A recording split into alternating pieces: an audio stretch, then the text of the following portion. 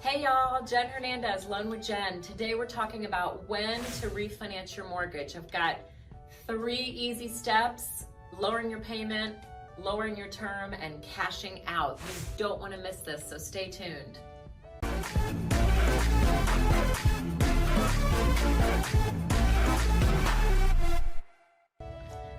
Okay, we're back. So when to refinance your mortgage?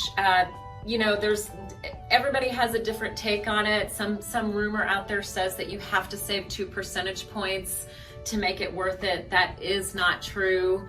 It depends on your loan amount, by the way. The smaller loan amounts, yes, need probably 2%, but there's many savings that can be had that don't have anything to do with necessarily a specific percent. So I'm gonna go over 3 specific areas: lowering your payment, lowering your term, like going from 30 to 15 or 30 to 20, and then cashing out. Those are the 3 main ways to refi. So lowering your payment, we're gonna go through that one first.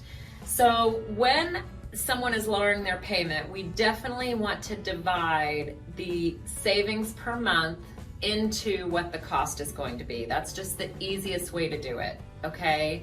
So let's say the cost to refinance is $4,000, okay? Because remember guys, you may or may not know, there's lender fees, there's an appraisal that likely has to be done unless we get an appraisal waiver, and that may or may not be true, that we may or may not get one.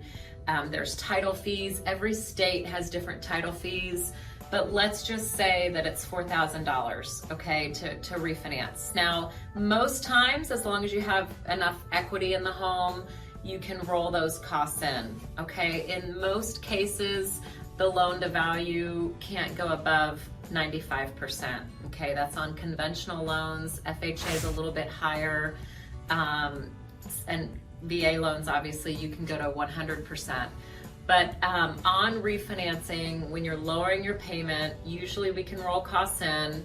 We'll figure out what the payment is going to be. So let's say the person is going to be saving, just for easy math, $100 a month. So if you divide 100 into 4,000, that's going to take 40 months to recoup. I would say that that's 3.5 years. It's not worth it. So if you can recoup the cost in less than 2 years, you're going to live there for at least 2 years, and 2 years is that break-even point.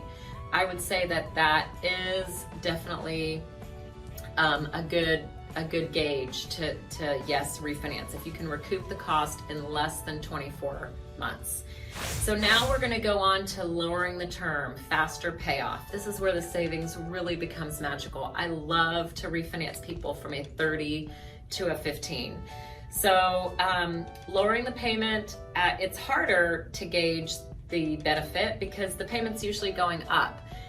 Sometimes the payment can be the same, sometimes it's a little bit higher. So what I do is I look at the amortization schedule and the interest to principal allocation from the old loan of wherever they are in their amortization, and then I compare it to the amortization in the new loan.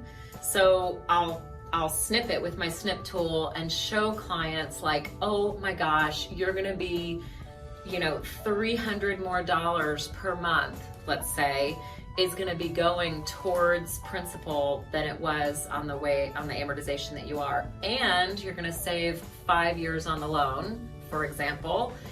And another good way to gauge the cost benefit. So let's say, again, use the example of $4,000 to refinance, okay, that's rolled into the loan. So let's say the loan amount was $200,000. And we're rolling it up to $204 in order to roll in the closing costs. So I look on the amortization. Again, I bring up the amortization schedule, I snip it out with my snip tool for the clients, and I say, in 8 months, you're gonna be back at $200,000 where you were when you first started had you not refied. So it really lets them see like, wow, in 8 months I'm recouping that cost and I'm saving money at that lower interest, higher principal allocation. So refinancing on 15 years is super fun. So I hope that helped you there. Now the last one, hang in there with me. And remember, we're talking about when to refinance your mortgage. So cash out. Cash out is a great way to lower credit card debt. If you're paying 20+% on a credit card and you can refinance, I mean, you know, in this day and age, you're refinancing in the 4s for sure, probably. Let's say something less than 5%, okay? 5% compared to 20-something% in credit card interest, that's like a no-brainer right there. Also, people borrow money to fund their kids' 529, a college plan. Let's say you have kids that are gonna go to college at any point in the future. You could take the money now, get $30,000 or $40,000 out of the equity of your home, stash it away, let it grow at a 7-8%, and let it grow for future college, okay? We've also got people that use cash out to pay for taxes, tax bills that will become due if they're behind with the IRS, or if they're on a payment plan, or property tax. When property tax time comes around, you can roll those things in.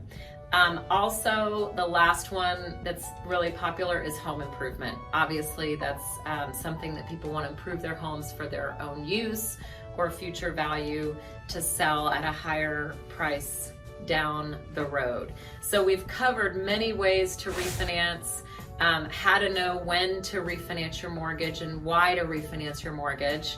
Please like, share, and subscribe. We'll talk to you soon.